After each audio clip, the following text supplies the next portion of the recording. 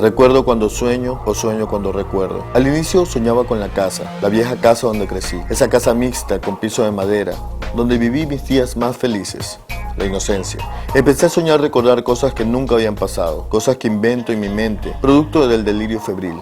Después, mi cabeza se convierte en una vieja licuadora marca Oster de 10 velocidades y todo se revuelve. Y no recuerdo qué cosa era sueño y qué cosa era recuerdo.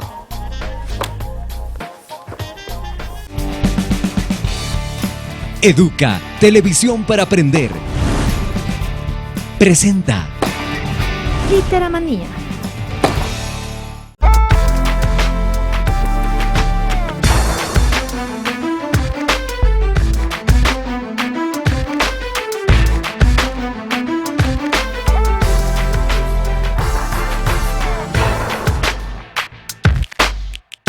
Contar historias, para mí, significó siempre como un desfogue intelectual, creativo, a ciertas otras represiones que pudieron haber existido cuando era niño, empezando por ahí, ¿no? Entonces, el crear un mundo paralelo, crear historias, mundos, universos, donde lo mejor creaba mis propios protagonistas y los propios sucesos que ellos tenían, siempre fue como muy, muy estimulante. Cristian Cortés. A Cristian lo conocí exactamente en el año 2001. Estaba yo haciendo una antología de teatro contemporáneo. Tenía la referencia de Cristian en Guayaquil, así que contacté con él y fue la primera vez que tuvimos, digamos, relación. Me dio su obra con mucha gana. De mis recuerdos de infancia, lo que más puedo resaltar pues, fue aquella necesidad de ser buen alumno, de ser buen hijo, de tener que estar solo porque era el menor, tenía alguna distancia con mis hermanos mayores y lo que hacía que esté pues jugando solo y un poco no poder salir porque era un barrio peligroso en esa época. Lo que puedo rescatar es que hubo cierta estimulación de acuerdo a algunos profesores, algunos maestros, maestras, que siempre como que encuentran pues la capacidad que tienes de escribir o de redactar, de hacer ciertos deberes artísticos que ellos elogiaban y que bueno, que siempre se recibía pues era quien me elegían para que recite, aunque no era como que me daba muchos nervios hacerlo en vivo, ¿no? O sea, pero más bien era para escribirlo estaba bien. Justamente en esa época, al poco tiempo, nació El Apuntador y Cristian es uno de los que empezó a escribir en El Apuntador sobre teatro, hacía crítica de teatro. Claro que hoy me dice que ese oficio nunca más, porque no se quiere meter en camisa de 11 varas derecho. En el colegio yo tuve también uno de los primeros acercamientos al teatro, porque ahí ese colegio tenía grupo de teatro.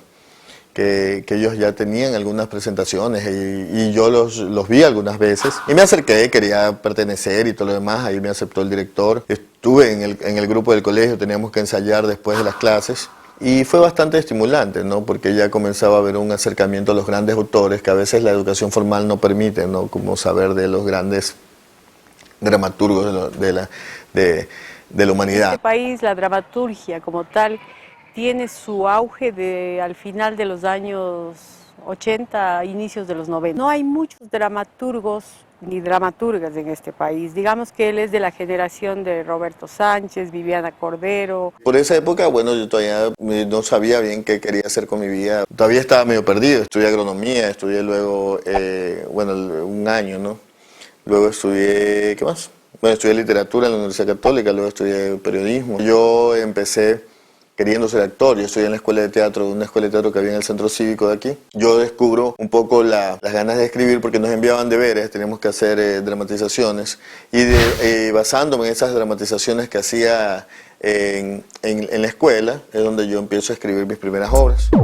Es alguien que es muy sensible y creo que justamente esa sensibilidad le permite escribir y tener un ojo atento a esa sociedad guayaquileña que es de la que él se ocupa, ¿no? Porque mientras estudiaba en la escuela de teatro, yo también daba clases de teatro en escuela. Yo fui profesor de niños que eran de ser un poco ya padres, esos niños o abuelos, quién sabe. Pero en todo caso, esta gente que yo le di clases también fue otro estímulo hacia la creatividad. La pasión por la literatura o por la necesidad de contar.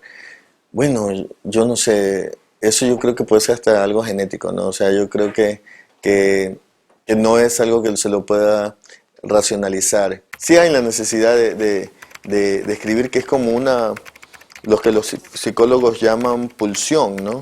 O sea que yo tengo esa obsesión por tener que escribir todos los días.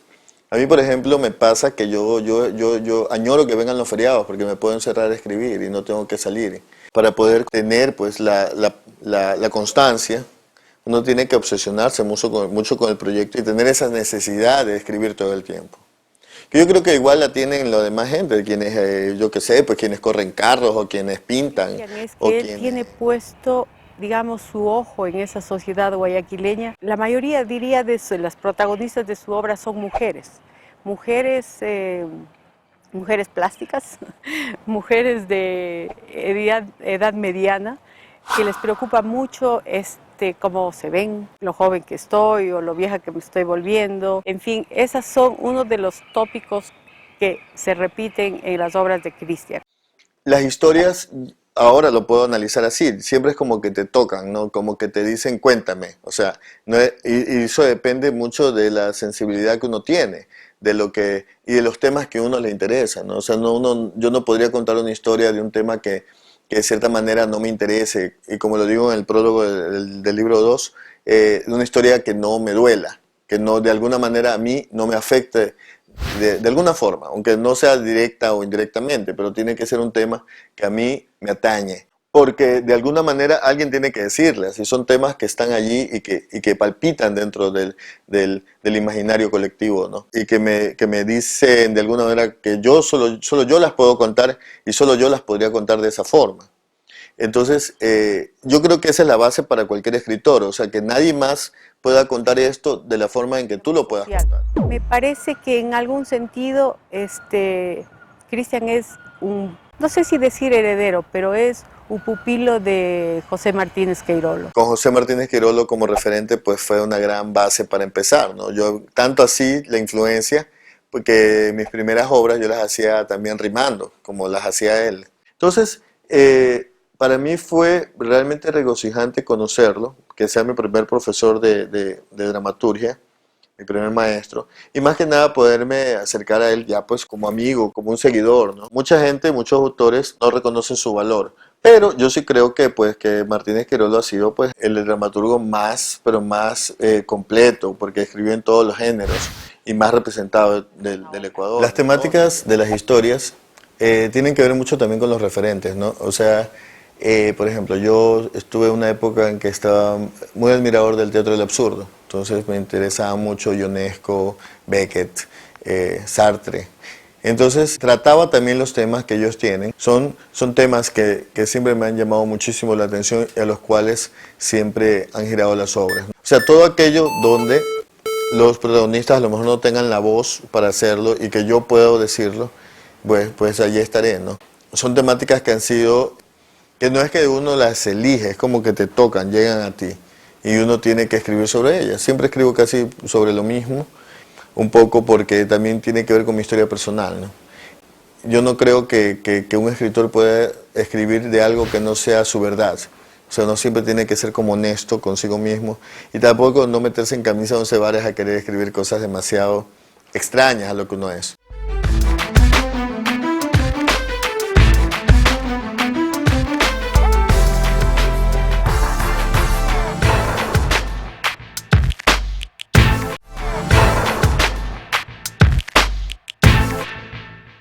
Pienso que el humor es un mecanismo, es un vehículo para dar mensajes y que ha sido un vehículo que ha existido desde el inicio de los tiempos.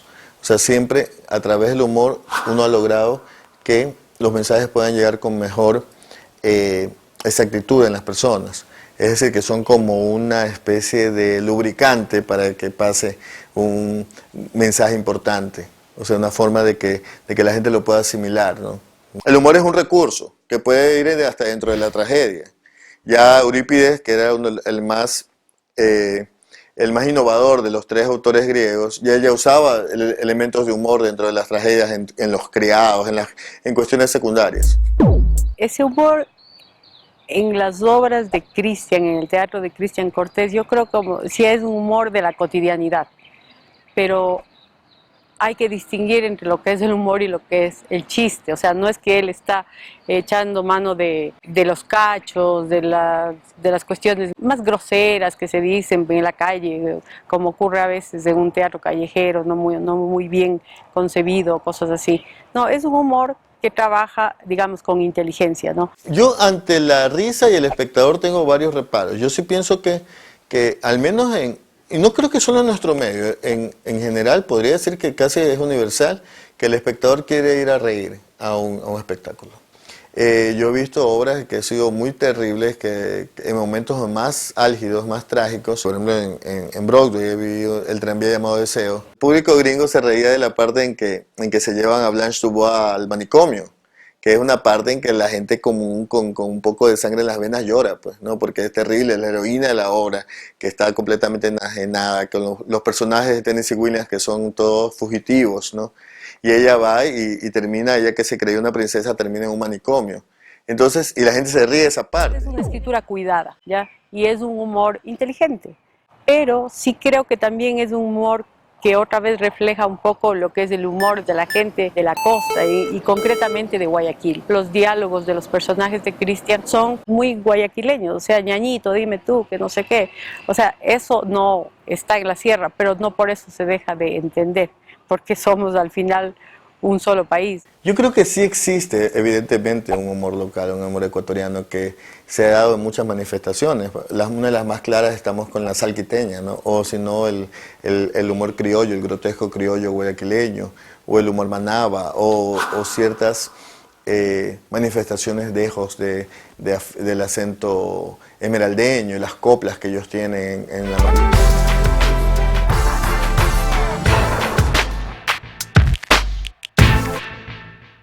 Es muy interesante ver la reacción del público cuando ves la obra.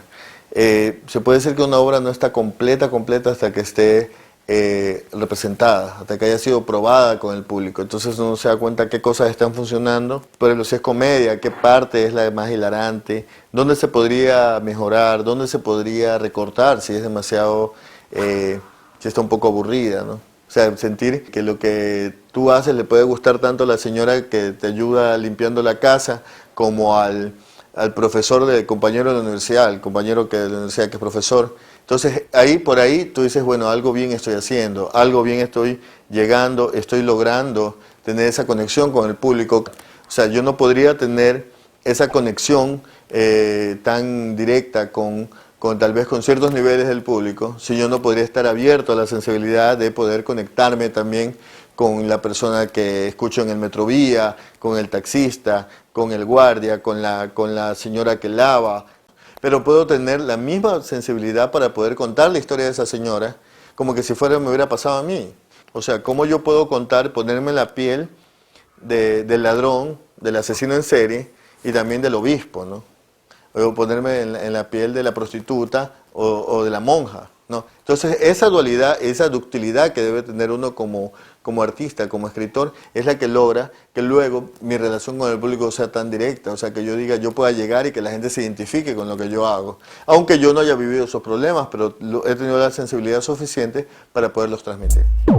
Para mí son un retrato, o sea, son una especie de retrato de distintos estamentos de la sociedad y de distintas situaciones, como es la literatura, como es todo el arte en general, porque eso es lo que es el arte. Él es muy directo, los diálogos son directos, o sea, esos personajes que vemos, podemos imaginar que de hecho hay más detrás, pero es muy evidente lo que ocurre, no tengo que romperme la cabeza para entender por qué viven tal o cual situación. A un joven que quiere ser guionista, que quiere ser dramaturgo.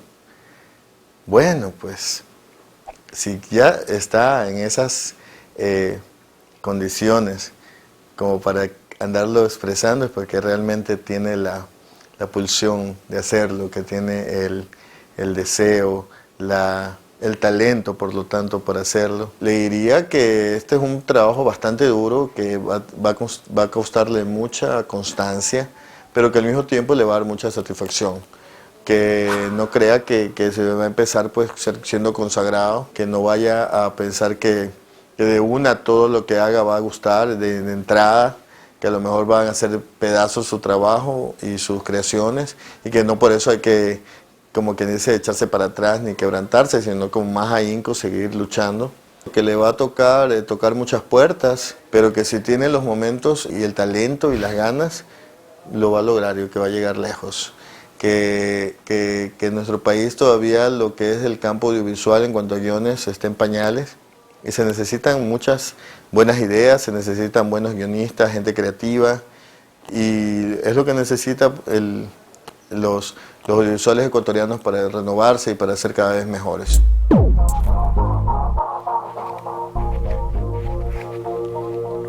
Como de mi padre no heredé nada, solo el pie plano, y estos juanetes que me duelen cada vez que me calzo, me vine para acá.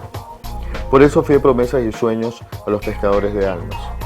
Y nos embarcamos en el barco de la desesperanza, que navega sin volcán, sin cóndor, sin himno, sin escudo. Y empezamos a practicar ser invisibles, escondidos, camuflados, sin comida, sin baño. Por unas cuantas monedas nos pagamos al dios Papá Coyote para que nos cambie de hemisferio y de suerte.